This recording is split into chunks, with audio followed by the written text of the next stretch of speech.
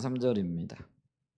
마태복음 5장 이제 팔복에 관한 이야기인데요. 그 중에 오늘 3절 가난한 심령을 좀 보도록 하겠습니다. 마태복음 5장 3절입니다.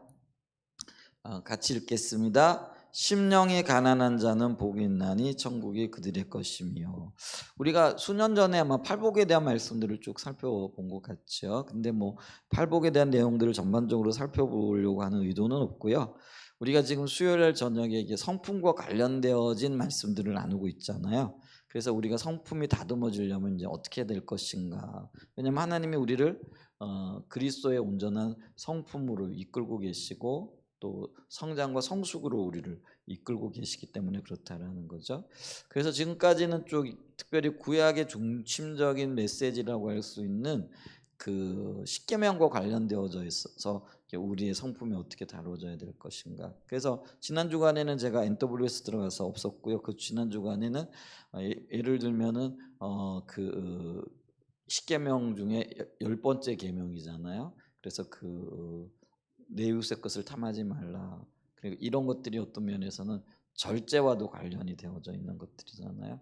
그래서 절제가 우리의 성품을 어떻게 이렇게 주님께로 가까이 이끌 것인가, 뭐 이런 거 관련되어져서 쭉 살펴봤고요. 오늘은 이제 신약 시대로 넘어오게 되어지면은 신약의 핵심적인 메시지가 이제 팔복과 관련이 되어져 있잖아요. 그래서 이 팔복과 관련되어져서 우리의 성품을 어떻게 또 하나님 앞에 드리고 다듬어지고 훈련받아야 될 것인가, 세워져 나갈 것인가, 이 부분을 좀 이렇게 보기를 원한다는 거죠. 그래서 오늘 저녁에 우리가 보기를 원하는 거는 가난한 심령으로 생품을 세우기. 그러니까 팔복의 첫째 이 팔복이라는 게 어떤 의미에서 보면은요, 독립적이면서도 서로 연결되어져 있는 거잖아요. 그래서 이 연결되어져 있는 것의 가장 기본이 되어지는 마음이 관련되어진 거, 이 마음이 가난하다라는 것과 관련이 되어진, 또 그것이 우리의 성품과 어떻게 연관되어지는가, 이런 부분들을 좀 보기를 원한다라는 거죠. 그래서 오늘 5장 3절에 보면은 심령이 가난한 자가 받는 복이 천국을 보게 될 거고 천국을 가지게 되어질 거라, 이렇게 얘기를 하잖아요. 근데 우선적으로 이 천국은 도래할 하나님 나라와 관련이 되어져 있죠. 또 어떤 면에서는 또 우리가 주님 오시기 전에 먼저 주님의 부름을 받은 소천되어질 영혼들 있죠. 그 영혼들이 가게 되어지는 곳, 우리가 그걸 이제 흔히 뭐 천당, 천국이라 이렇게 표현을 하는데요. 근데 이 마태복음 5장 3절에서 이야기하는 이 천국은 그런 어떤 천당이 아니고요. 이 땅에서 활발하게 움직이는 하나님 나라를 말한다라는 거죠. 근데 이 하나님 나라라는 건 어떤 개념이냐면은요, 그 하나님의 통치가 일어나고 있는 거죠.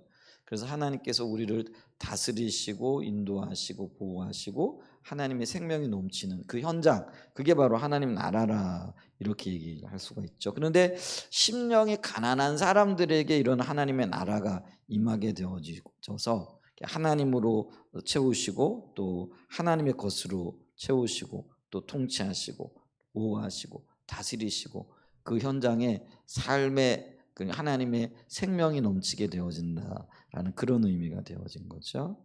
그래서 이런 의미에서 이게 보게 되어지면 이 가난한 심령을 가진 자들은 현재적으로 하나님 나라의 복을 누리고 있다라는 거죠. 그래서 하나님의 통치가 있기 때문에 평안함이 있고, 그렇다고 해가지고 힘들고 어려운 것이 없다, 그런 것은 아니죠. 그래서 주님 바라보기 때문에 힘든 것들이 내려지고 힘든 것보다도 하나님의 통치하심이 더 기쁘고 기대감이 넘치는 그런 생명이 있는 역사가 있다라는 거죠. 그래서 우리가 그런 나라, 그런 복을 지금 누리고 있는가라는 것들 한번 좀 보죠. 이제 그런 복이 없다라는 건 어떤 면에서는요, 그 우리의 심령이 가난하지 않다라는 거죠. 가난한 심령 그러면은 가장 먼저 우리가 떠오르는 게 이제 우리의 그 교만과 관련되어진 거잖아요. 우리 마음이 높아지면은요 만족감이 없잖아요. 근데 마음이 가난해지게 되어지면은요 모든 게 만족함이 되어지는 것들, 이렇게 보죠. 그래서 가난한 심령은 겸손함, 또 겸손함의 반대인 교만과도 관련해서 좀 볼 수 있었다라는 거죠. 그러면은 기쁨과 관련되어져서 우리의 심령이 가난하다라는 건 뭘 의미하느냐? 우리가 영적인 파산 상태에 있다라는 걸 인정한가 하는 것이다라는 거죠. 이제 우리가 가난하다라는 거는 이제 돈이 없다라는 거잖아요. 그죠? 근데 영적으로 가난하다라는 거는 돈으로 따지면은 한푼없는 빈털터리가 되어진 것처럼 영적으로도 파산 상태 이런 걸 얘기한다라는 거죠. 그래서 이 하나님 앞에서뿐만 아니라 사람 앞에서도 자랑할 만한 것, 또 내세울 만한 것, 뭐 이런 것들이 아무것도 없는 거죠. 근데 사실 그게 우리의 영적인 현실이고 상태이잖아요. 근데 이제 교만하게 되어지면 뭐예요? 뭐 내가 저 사람보다는 좀 나은 것 같고, 또 저 사람보다는 영적으로 더 깨어 있는 것 같고, 또 저 사람보다는 좀 뭔가 비교해 가지고 좀 우위에 있는 것 같은 이제 그런 생각이 드는 거죠. 그래서 교만하다라는 것의 가장 큰 특징이 뭘까요? 사람과 비교하는 것을 보게 되어지는 거죠. 그래서 비교해 가지고 상대적인 어떤 우월감을 갖게 되어지는 거고, 또 상대적인 어떤 빈곤감을 가지게 되어지는 거. 이게 사실은 이제 그 교만한 상태에 있다라는 것들을 말해준다라는 거죠. 근데 이 그 가난하다라는 거, 혹은 사실은 우리가 하나님 앞에 아무것도 내세울 수 없는 존재들이잖아요. 가난하다라는 건 이제 그게 인정이 되어지고 받아들여지는 거죠. 비교해서가 아니라요, 절대적인 어떤 관계 속에서 하나님 앞에 서게 되어졌을 때 내가 얼마나 무능하고, 내가 얼마나 가진 것이 없고, 내가 얼마나 내세울 만한 것이 없는, 그리고 하나님 앞에 무한한 죄인인 것을 보게 되어지는 거라는 거죠. 이 가난한 심령을 성경에서 좀 찾아보게 되어지면요, 대표적인 예가 누가복음 18장에 나오는 세리죠. 바리새인과 세리가 하나님 앞에 나가서 기도하는 모습들을 우리가 볼 수 있잖아요. 그래서 세리의 마음가짐과 태도를 보면서 우리가 가난하다라는 게 뭔가 이걸 좀 보게 된다는 거죠. 누가복음 18장 13절에 보면은요, 이런 말씀이 있어요. 세리는 멀리 서서 감히 눈을 들어 하늘을 쳐다보지도 못하고, 그쵸, 이게 멀리 서서 감히, 언감생심 뭐 이런 표현도 하잖아요. 하나님 앞에 자기를 보니까 눈도 좀 크게 못 뜬다라는 거죠. 그 정도로 하나님 앞에서 자기 자신이 무능한 자요, 죄인이요, 또 내세울 것이 없다라는 것들을 보게 된다라는 거죠. 그러면서 안타까워 가지고요, 다만 가슴을 치며 이르되, 고백하는 게 이거예요. 주여 긍휼을 베풀어 주세요. 불쌍히 여겨 주세요. 이게 긍휼을 베풀어 달라는 얘기잖아요. 긍휼을 받는다라는 건 뭐냐면은요, 내가 교만하기 때문에 그 교만의 결과로 하나님께서 내리는 벌을 면해 주기를 원하는 그런 탄원인 거죠.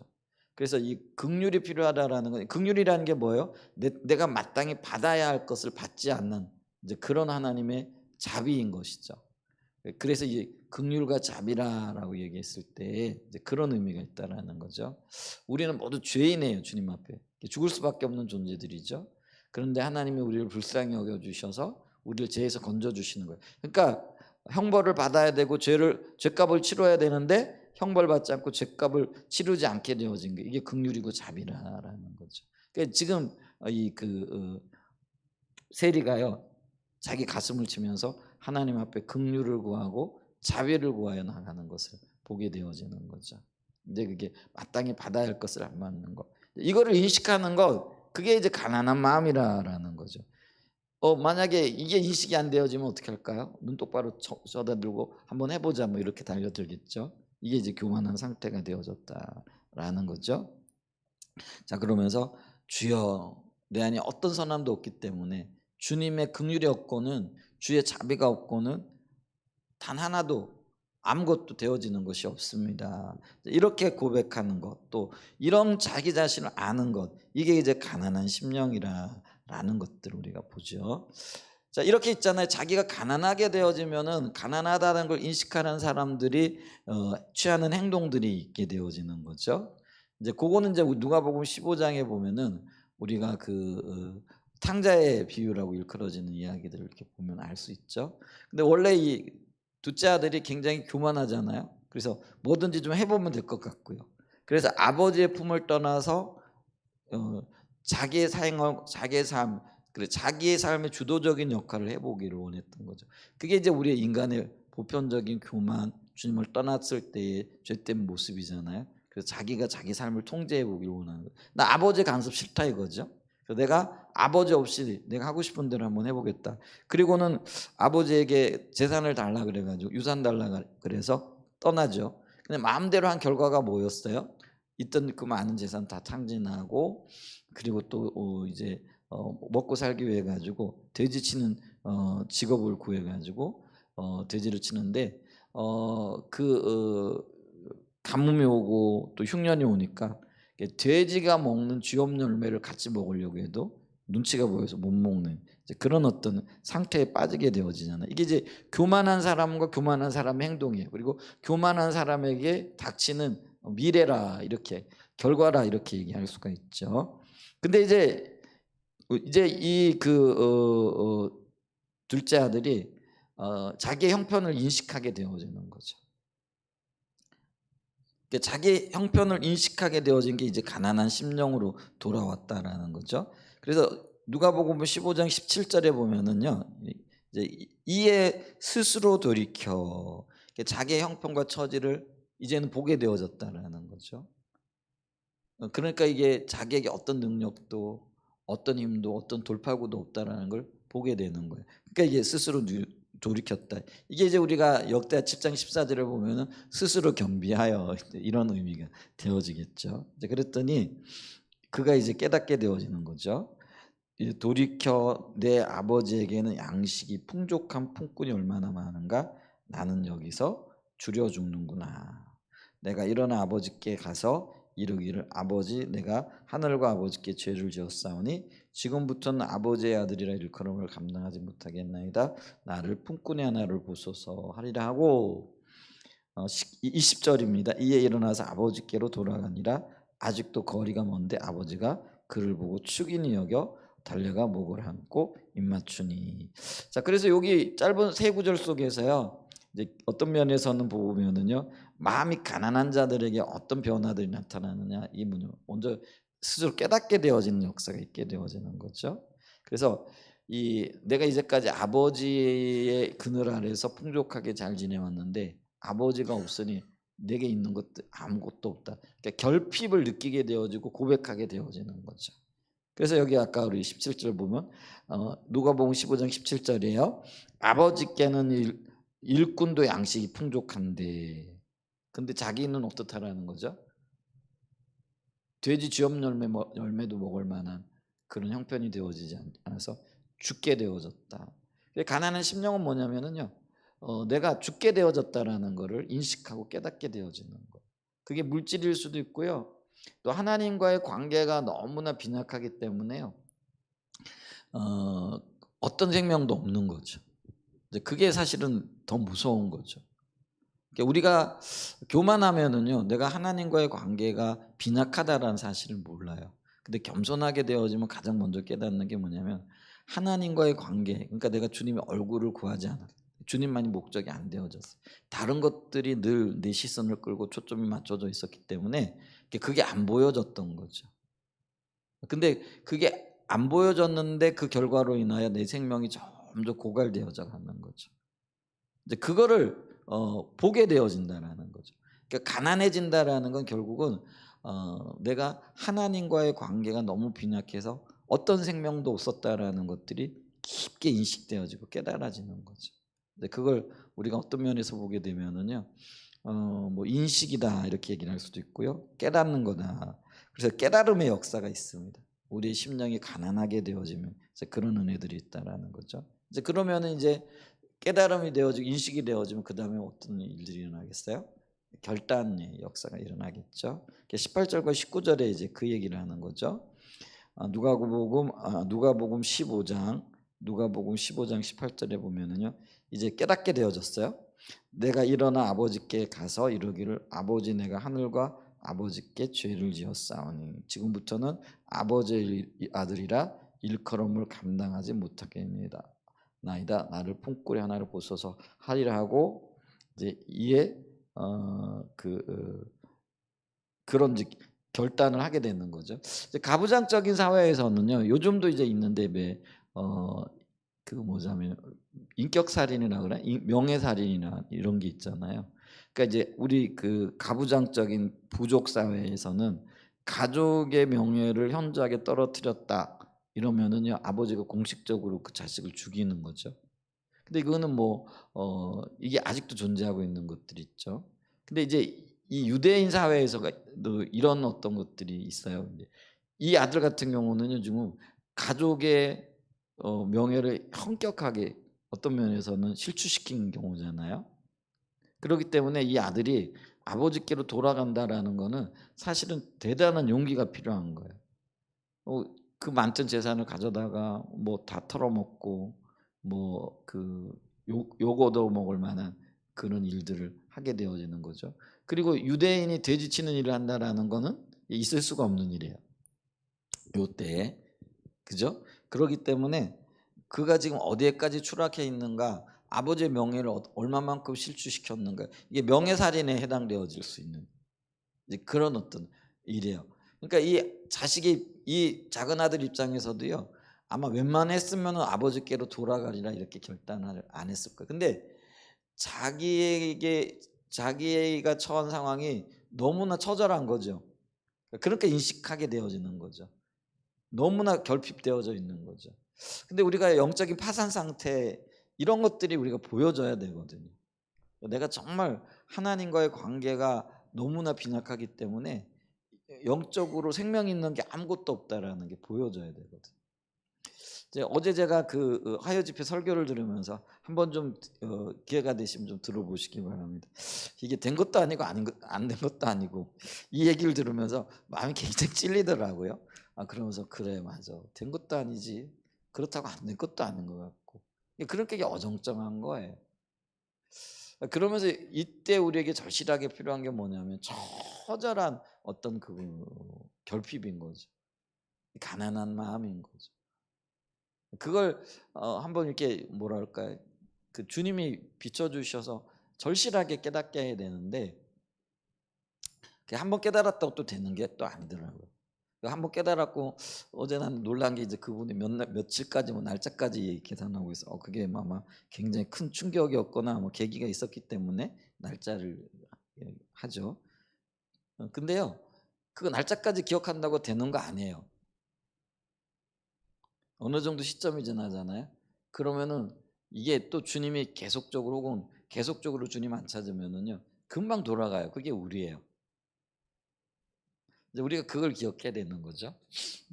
그분이 안 그렇다. 그분은 뭐 할 수 있을지 모르겠어요. 근데 저 같은 경우는 그래요. 아무리 깊은 깨달음이 있어도요. 어느 일정한 시간이 지나거나 그게 이제 어떤 면에서 육을 가지고 있는 존재의 연약함이기도 해요. 그래서 항상 성령님께 나가야 되고 통치를 받아야 되고 늘 하나님과 교제하기를 애쓰고 힘써야 될 이유가 거기에 있다라는 거예요. 우리가 조금만 주님 찾는 거 게을리하거나 아니면은 시선이 딴 데로 가잖아요. 그럼 금방 그 깨달음이 없어져 버리는 거예요. 그러니까 우리는 새로운 기름 부음이 필요하다라는 거죠. 근데 어쨌거나 그게 매번은 그럴 수 없다라고 할지라도요. 절박하게 내가 주님과의 관계에서 파산 상태에 이르기 때문에 하나님의 생명이 없다라는 것들이 이게 비춰져야 된다라는 거죠. 그래야만이 이게 가난한 마음 그것을 인정하게 될 뿐만 아니라 돌아갈 결단을 하는 거예요. 그러니까 이 그 둘째 아들도요. 자신의 처한 상황이 진짜 절망인 거죠. 안 그러면은요 돌아갈 리가 없어요. 그러니까 된 것도 아니고 안 된 것도 아닌 그런 어정쩡한 상태에 있게 되어지면은요 이런 결단을 할 필요도 없고 하지도 않는다라는 거죠. 그래서 우리가요 이 하나님 앞에서 정말 철저하게 처절하게 영적인 파산 상태인 것들을 비춰달라고 어떤 생명도 없는 거 사실은요 있잖아요 어정쩡한 상태는 없는 거거든요. 그러니까 된 것 같기도 하고 없는 것 같기도 하고 이게 없는 거거든요. 그걸 우리가 볼 수 있는 영적인 눈이 열려져야 된다라는 거죠.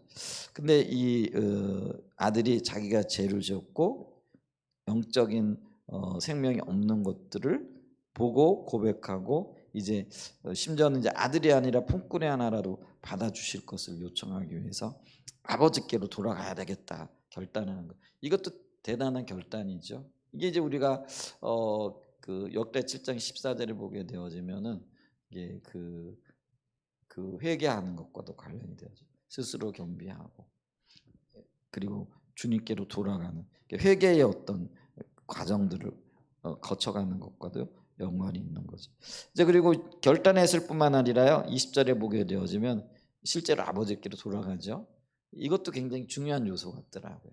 우리는 결단하고 결심은 많이 하는데 그 결단이 이렇게 실행되어지고 실천되어지는 것도 굉장히 사실은 어렵거든요. 근데 이게 이제 우리의 성품이 주님을 닮아가는 데 있어서 이 과정이 필요하잖아요.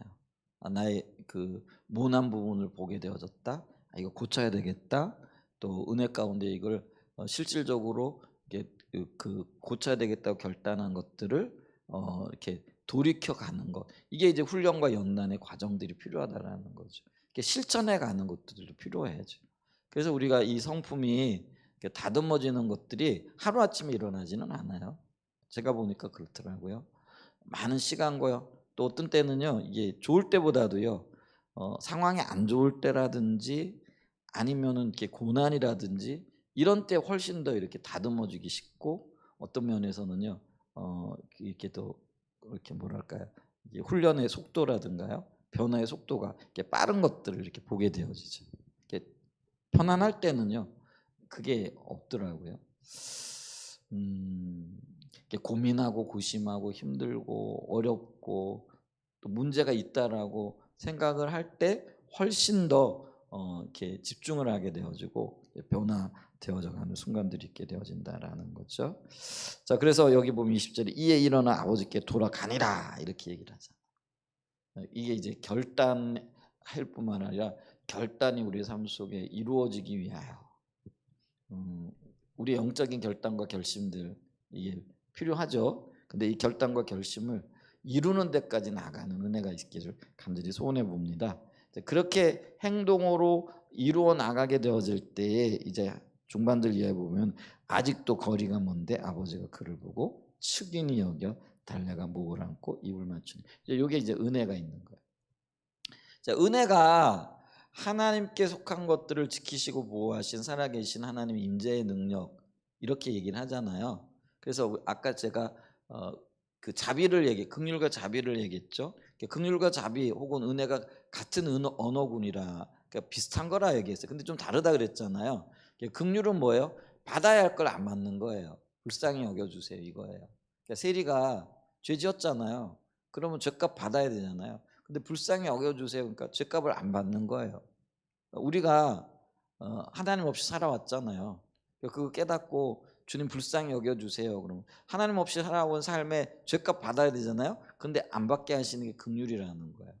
근데 은혜는 조금 다르다 그랬잖아요. 살아계신 하나님 임재의 능력이기도 한데 하나님께서 우리에게 결단하게 하시고 돌이키게 하신 것들을 우리가 지켜 행하여 나갈 때 그걸 끝까지 밀고 나가고 끝까지 이룰 만한 힘과 능력이 내게 있다고요? 없다고요? 없어요. 그러니까 은혜를 구해야 된다는 거예요. 그러니까 은혜는 우리로 하여금 그거를 이루고 지키고 끝까지 밀고 나갈 수 있도록 도우시는 거예요. 그러니까 그게 이제 여기 보면은요. 아버지가 그걸 도와주는 거예요. 자식이 돌아가겠습니다 하고 돌아갔는데 결단까지 하고 돌아왔어요. 근데 여기 아버지의 은혜가 없으면은 그게 완성이 안 되겠죠.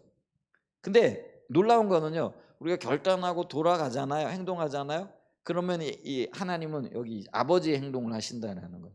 먼저 달려와 가지고 우리를 안아주시고 입을 맞추고 측은히 여기고 그리고 뭐예요? 소를 잡고 잔치를 하고 또 우리의 그 반지를 끼우고 옷을 입히고 그리고 신발을 신긴다라는 거예요.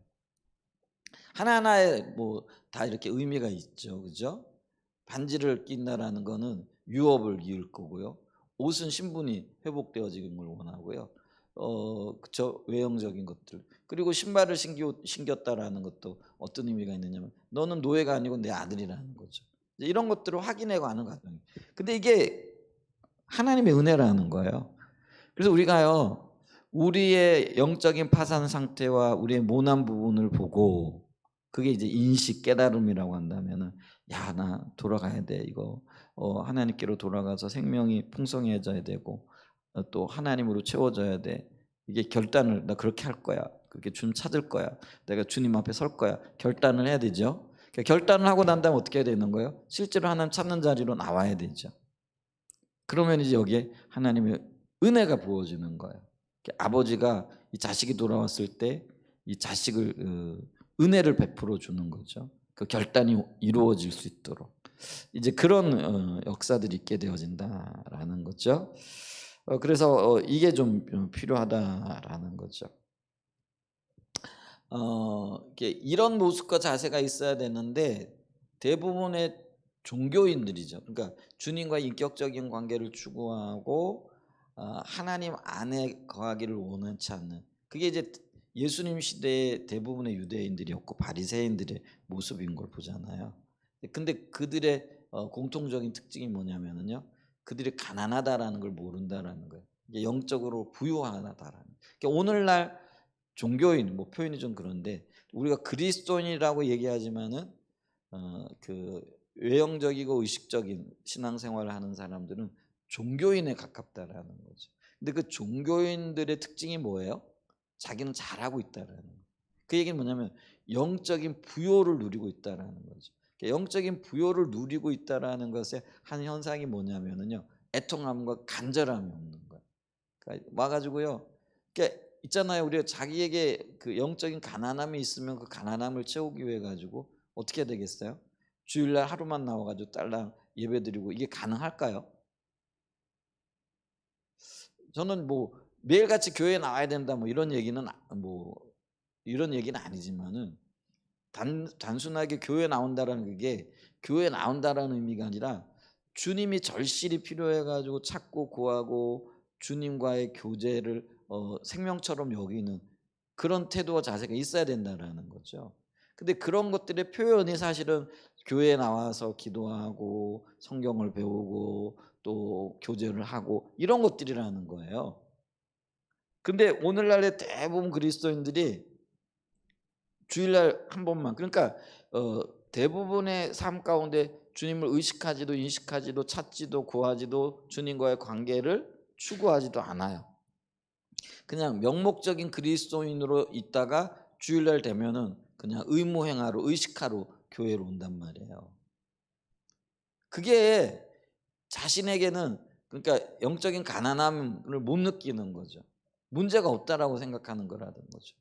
그게 이제 대부분의 유대인들이 가지고 있었던 영적인 부유함에 취해 있었던 그들의 모습이라 이렇게 볼 수 있어요. 우리가 예수 그리스도 안에서 구원받습니다. 그리고 우리가 의로워졌습니다. 우리 행위 때문에 의로워진 건 아니에요. 근데 우리의 행위가 아니라 주님과의 관계가 더 새로워지기 위해서는요, 주님을 찾고 구하고 주님 앞에 서야 되는 거죠. 근데 그거를 망각하게 되어지면은요, 단순하게 이런 주님과의 관계도 없는데 주님을 찾는 어떤 삶의 열정도 없는데 자기는 그냥 그리스도인이기 때문에 그러니까 약속은 그렇죠. 우리가 예수 믿게 되어지면 구원받는 하나님 자녀인 거 맞죠? 신분적으로는 의로워진 거 맞죠? 그죠? 근데 신분적으로 자녀라고 해가지고요, 자녀의 역할을 하는 건 또 아니라는 것들을 기억해야 됩니다. 또 다른 별개의 문제예요.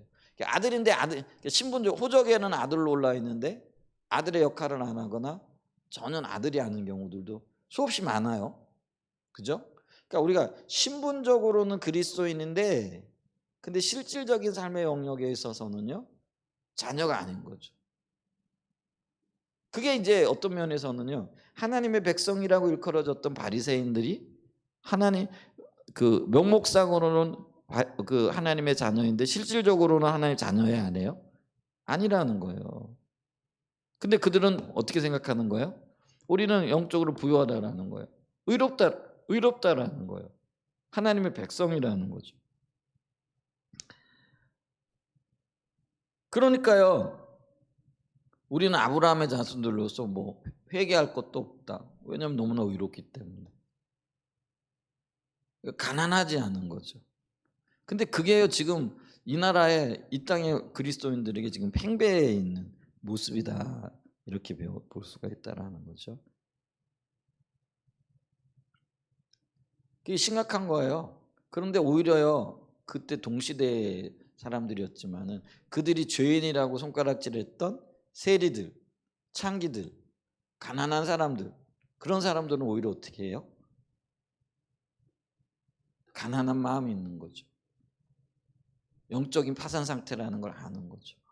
그렇게 돌이켜서 주님께로 돌아오고, 그리고 구원의 영역에 있어서는요, 그들이 훨씬 더 많은 사람들이 구원받았을 뿐만 아니라 그 하나님의 은혜 가운데 가까이 있을 때, 물론 바리새인들 중에도요 구원받은 사람들이 있어요. 예를 들면 어떤 사람이에요? 아림마대 요셉 같은 사람, 또 니고데모 같은 사람, 소수의 바리새인들도요 그들이 영적인 파산 상태, 자기들의 어떤 영적인 그 현상을 알고 있는 사람들은요 주님 앞에 나와 구원의 길을 묻고 또 구원 받죠. 이제 그런 것들이 있을 수 있다라는 거죠.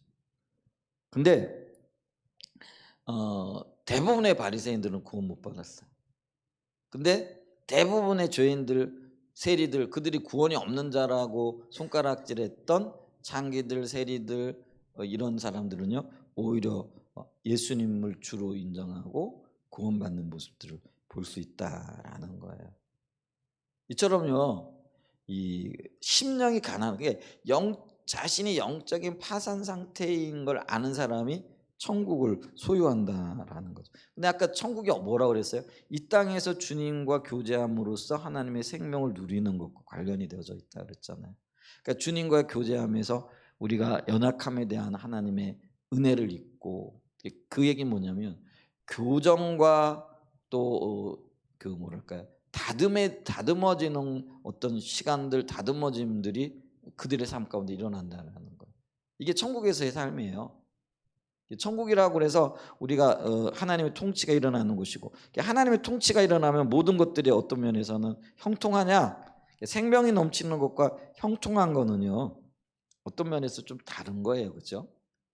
형통하다라는 건 우리의 인식에는 모든 것들이 잘 되는 거잖아요. 근데 모든 것들이 잘 된다고 해가지고 그게 꼭 하나님이 은혜냐라는 거예요. 하나님이 함께 하심이냐라는 거예요. 그게 천국의 삶이냐라는 거예요. 그게 아니라는 거예요. 천국의 삶은 뭐냐면 주님이 오셔서 우리를 간섭하시는 거예요. 그래서 주님의 생명이 우리 가운데 있는 거죠. 그래서 예를 들면 우리가 죄를 짓는데 주님이 간섭하시면 죄를 보고 회개하게 되어지는 거고요. 이런 일들이 일어나는 거예요. 근데 하나님이 간섭 안 하시게 되어지면은요 죄를 짓는데도 내버려도, 그럼 그게 복이에요 아니면은 저주예요? 그런 결과들이 온대요. 하나님 나라는요 하나님과 함께하고 동행하는 삶 가운데 우리를 다듬어 가시는 거예요. 그러면서 우리의 성품이 개발되어지고 훈련되어져 가는 그런 놀라운 역사들이 있게 되어진다라는 거죠. 그걸 우리가 임마누엘의 복이라 이렇게 얘기한다. 임마누엘이 뭐예요? 하나님이 자기 백성들에게 오셨다를 함께 하신다라는 거죠. 놀라운 일이에요. 그래서 이게 심령이 가난한 자들, 임마누엘의 복이 있어. 그런 은혜가 있어요. 그러니까 우리가 다윗의 경우를 봐서도요, 심령이 가난하게 되어지면은요, 그 영적인 파산 상태가 있어요. 파산 상태가 되어지면은요, 하는 일이 있어요. 그게 뭐냐면은요, 주님을 찾는 거라는 거죠. 시편 86편 1절에 보면 이게 다윗의 기도인데요. 시편 86편 전체가 이런 말씀이 있어요. 여호와여 나는 가난하고 궁핍하오니 주의 귀를 기울여 내게 응답하소서. 여기서 궁핍하다하고 가난하다는 말이 비슷한 말인데요. 히브리어로 에브온이라는 단어가 쓰여져요. 일반적으로 물질의 부족을 얘기해요. 절대 부족을 의지하지만은 다윗이 지금 물질의 부족 때문에 내가 가난하고 궁핍합니다 지금 이 얘기하는 게 아니에요. 다윗이 지금 부르짖는 거는요, 그 지금 영적인 갈급함을 얘기를 하는 거예요. 하나님이 함께 하시지 않고 또 혹은 하나님의 임재, 하나님의 생명이 없기 때문에 이 다윗은 지금 공급함을 느끼는 거죠. 그래서 주님 앞에 지금 부르짖고 있는 거예요. 주님이 나와 함께 하시지 않는 것 같습니다. 그래서 열매가 없습니다. 내 삶이 힘들고 고통스럽습니다. 원수들이 사방에 있고 나를 어떻게 하든지 죽이려고 합니다. 이게 이제 다윗은요, 이게 하나님의 그 부요함이 없는 걸로 인식하는 거죠. 이제 그래서 보면은 나는 가난하고 궁핍한다 했을 때 자신이 처해 있는 비천한 상태인데 그게 물질적인 거나 어떤 환경적인 것 이전에 영적인 것으로 먼저 본다는 거예요. 그러니까 우리가요, 믿는 사람으로서 이런 부분이 있어야 돼요. 그게 뭐냐면 우리가 이렇게 그 환경의 어떤 어려움들, 예를 들면 물질의 문제라든지 건강의 문제라든지 이런 것들이 있어요. 근데 이런 것들이 예를 들면 우리가 관리를 잘못했거나 이래서 이렇게 겪는 경우일 수도 있어요. 예를 들면 막 뭐 전염병이 있는데 갔다 오. 요즘 이제 일본에 요즘 뭐 무슨 그 이상한 전염병이 이렇게 많이 유행한다 그러더라고요. 그래서 그 조심하라 그래서 일본 여행 가는 분들도 많이 자제하고 있는 분들. 근데 치사율이 굉장히 높다 그러더라고요. 코로나보다도 훨씬 높다 그러더라고요. 일본이 이상한 그게 있다. 근데 이제 그거 무시하고 나는 괜찮아 하고 가서 그러면은 그게 지금 판단 잘못하고 한 거죠. 물론 뭐 일본에 다 그런 건 아니겠죠. 근데 그런 지역이 창고로 하는 지역에 나는 괜찮아 가면은 그게 걸릴까요, 안 걸릴까요? 걸릴 가능성이 훨씬 높은 거죠. 그러니까 제 얘기는 뭐냐면 내가 돈 관리를 잘못하거나 아니면 건강 관리를 잘못해 가지고 아플 수도 있고 돈에 어려움이 있을 수도 있다라는 거예요. 근데 그럴지라도 우리는 이걸 영적인 것과 관련해서 연관시켜 볼 훈련을 해야 된다는 거죠. 그러니까 내 삶에 어떤 문제가 있고 어려움이 있어요. 원치 않는 일들이 반복적으로 일어나요. 그리고 어떤 손해들이 계속적으로, 이게 한두 번을 얘기하는 게 아니에요. 이제 그런 것들이 반복적으로 일어나는 어떤 경우들이 있더라는 거예요. 그러면 이거 당연히 환경적인 문제잖아요. 그러니까 그 환경이, 그러니까 내가 잘못했기 때문에, 관리를 잘못했기 때문에, 어리석었기 때문에, 판단을 잘못했기 때문에 일어날 수도 있어요. 근데 그럼에도 불구하고 우리는 이걸 영적인 것과 관련시켜 봐야 된다는 거예요. 왜 판단을 못했는가? 왜 관리가 안 되는 건가? 그 얘기는 하나님의 생명이, 하나님의 지혜가, 하나님이 함께 하셨으면은 그게 그럴 판단이나 이런 영역에 있어서 훨씬 더 지혜로울 수 있었을 거라는 거예요. 그래서 우리가 이거를 영적인 비천함, 그러니까 다윗이 지금 자기를 그렇게 보는 거예요. 사울로부터 쫓겨나고 혹은 자식으로부터 쿠데타를 당해가지고 죽을 위기에 처해 있는 그런 어떤 비참한 상황에 있을 때 그 비천함을 자기의 영적인 상태와 관련시켜 보는 거예요. 하나님이 생명으로 함께 하셨으면 주님이, 그러니까 우리가 주님을 찾을 때, 주님을 바랄 때, 주님의 얼굴 구할 때 하나님이 우리 생명으로 함께 하시잖아요. 근데 이 다윗이 그 부분에 게을렀을 수도 있다는. 그러니까 다윗은 그걸 인식하는 거예요. 내가 주님을 찾지 않았다든지 죄를 지었다든지 하나님과의 관계가 멀어지게 하는 어떤 요소들이 있다라는 것. 그래서 지금 자기가 영적으로 비참한 상태에 이르렀다라는 거죠. 그걸 인식하는 거죠. 그러니까 그걸 인식하게 되어지니까 어떻게 되어지는 거예요? 절박한 기도가 나오는다라는. 그러니까 다윗의 기도가 대부분 그런 것들과 관련이 되어져 있어요. 비참한 상태에 처해 있을 때 그 비참한 상태를 인식하고 하나님께로 도움을 구하는 그런 기도. 그러니까 주님이 생명이 다시 회복이 되어지길 원하는 그런 어떤 갈망으로 주님 앞에 엎드리게끔 되어 있다라는 거죠. 그러니까 그가요 오늘 보면은요. 이 얘기는 내가 가난하고 궁핍하다라는 거는 내가 영적인 파산 상태라는, 심령이 가난하다는. 그러니까 심령이 가난하니까요 다윗이 주님 앞에 절실하게 기도를 하는 거죠. 그러니까 이 자세가 있어야 된다는 거.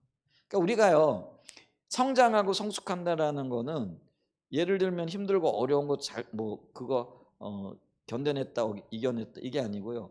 이런 것들을 통해 가지고 빚어지고 다듬어지고 강해지고 담대해지는 거잖아요. 그게 이제 우리의 성품과도 이런 것들을 겪으면서 우리는요 어떤 면에서는 강하고 담대한 성품으로, 그래서 어떤 웬만한 어려움을 만나도 뭐 이거 있을 수 있는 일이야, 이게 훈련을 잘 받으면 그게 되어지는 거예요.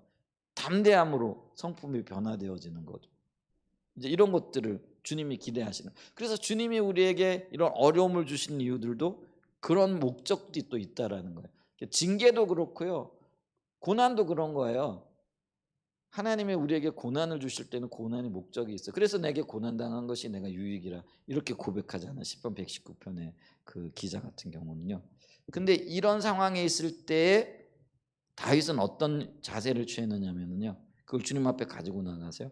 주님께 묻고 듣고 주님이 응답해 주시기를 갈망했다라는 거예요. 그러니까 이런 자세들이 있어야 돼요. 그러니까 믿음의 사람들은 항상 이 모든 일들을 하나님과의 관계에서 그리고 최종적인 응답이 하나님께로부터 와야 되는 거잖아요. 그러니까 주님 앞에 엎드리는 게 필요하다라는 거예요. 그러니까 이제 귀를 기울여 내게 응답하소서. 기도 안 하고 귀를 기울여 달라고 요구할 수 있어요, 없어요? 응답하라. 그러니까 우리가 이런 말씀들을 보면서요, 이 말씀들 속에 담겨져 있는 그 배경들 그걸 봐야 돼요. 이 얘기는 다윗이요, 침상을 띄우면서 눈물로 기도했다라는 그런 의미예요. 그러니까 응답을 기다리고 있는 거예요. 주님이 들어주시기를 기대하고 있는 거라는 거예요. 여러분, 그래서 있잖아요, 이 영적인 파산 상태에 있는 사람들에게 나타나는 특징은요, 간절히 정말 기도하는 거예요. 그러니까 내 안에 그런 간절함이 없으면요, 지금 내가 교만한 거예요. 내가 가난한 자리에 있지 않은 거죠. 그러니까 우리가 어느새 보면은 이제 정말 그 구원의 감격도 사라지고, 한때는 우리가 예수님 옛자만 들어도 막 눈시울이 붉어졌잖아요. 그리고 은혜가 있으면 어때요?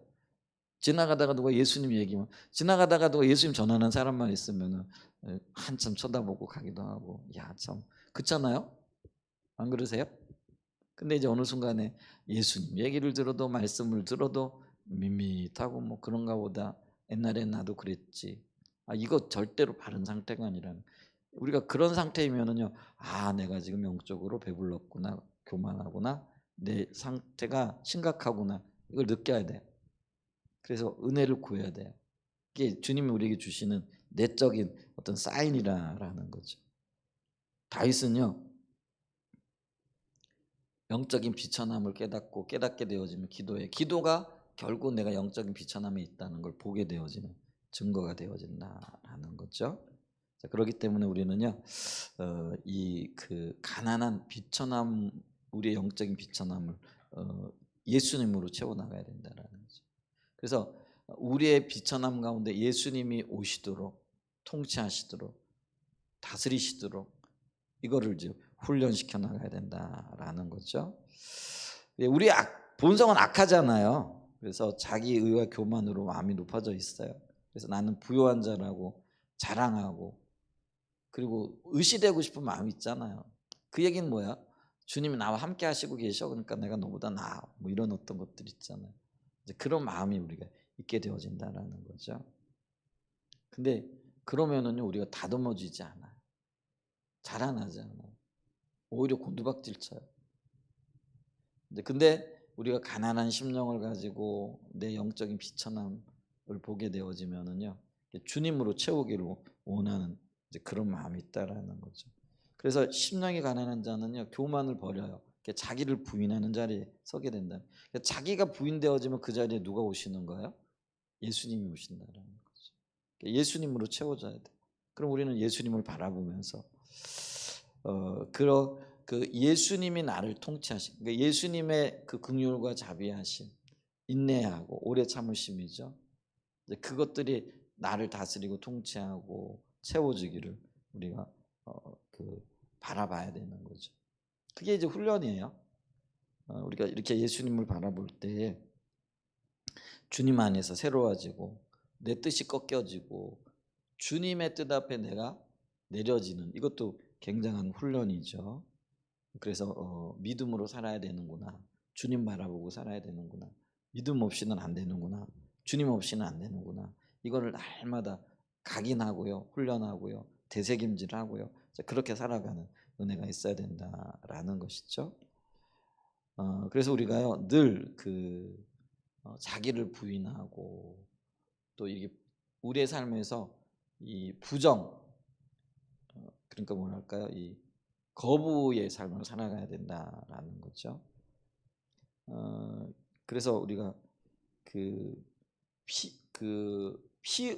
피 흘림이 없이 살아가는 거를 거부해야 된다. 왜냐하면 피 흘림이 없으면은 구원이 없잖아요. 그러니까 성경에 보게 되어지면 피 흘림이 없으면 죄사함이 없다라고 그러잖아요. 그러니까 우리가 피 흘리기 위해서 어떻게 해야 되는 거죠? 주님과 동행하는 삶, 십자가 지는 삶, 이런 삶을 살아가야 되는 것들을 하죠. 또 믿음이 없는 상태를 거부해야 된다는 거죠. 부정해야 된다는 거죠. 그러니까 내가 지금 주님만 바라보고 있는가? 주님이 나의 믿음의 온전한 지금 대상이 되어지고 있는가? 여러분, 우리가 믿음이 없이는 하나님을 기쁘시게 못하잖아요. 그러면은 하나님을 기쁘시게 하기 위해 믿음을 가져야 되는데, 믿음을 가지는 그런 상태, 그러니까 믿음이 없는 상태를 거부해야 된다는, 부정해야 된다는, 좀 이게 역설의 역설인 거예요, 그죠? 이제 그런 어떤 것들이 있고요. 그 다음에 또 행함이 없는 상태인 것들을 우리가 거부해야 된다는 거죠. 우리가 말씀이 보여지고 들려지면 그대로 행해야 되는 거죠. 왜냐하면 행함이 없는 믿음, 그건 죽은 믿음이라 이렇게 얘기를 하거든요. 내가 거룩하지 못한 것들을 거부해야 된다는 거죠. 거룩함이 있어야 주를 보게 되어지는 거죠. 성경이 그걸 지금 우리에게 요구하고 있다는 거죠. 그리고 내가 사랑하지 못하는 것을 거부해야 된다는 거죠. 왜냐하면 사랑이 없으면은 아무것도 아니고 우리는 꽹과리와 같다라고 이렇게 얘기를 하잖아요. 그 다음에 징계 받는 것에 대해서도요, 징계 없는 걸 기뻐하고 그걸 부정해야 된다. 징계를 오히려 즐거워하고, 그 징계가 뭐의 증거예요? 내가 하나님의 자녀인 것의 증거라는 거. 징계가 없으면 뭐라 그래요? 사생아요, 이렇게 얘기하잖아요. 내 아들 아니라, 내 딸 아니라는 거죠. 그러니까 우리가 이 믿음 생활을 하면서 주님과의 관계에 있어서 징계를 두려워하지 말고, 징계가 고난과도 연관되죠. 고난은 나를 빚으시는 거죠. 그리고 또 하나, 주 없이 살아가고자 하는 것들을 부정해야 된다는 거. 왜냐하면 주가 아니면 우리는 아무것도 할 수 없다라는 거죠. 그래서 이 주님 안에 있을 때, 주를 바라볼 때 포도나무의 삶이 되어진, 열매를 맺게 되어지는 그런 역사들이 있게 되어지는 거예요. 근데 이런 것들을 인식해야만이 이게 부정이 되어진다라는 거죠. 근데 그게 가난한 심령과 연관되어지는 거예요.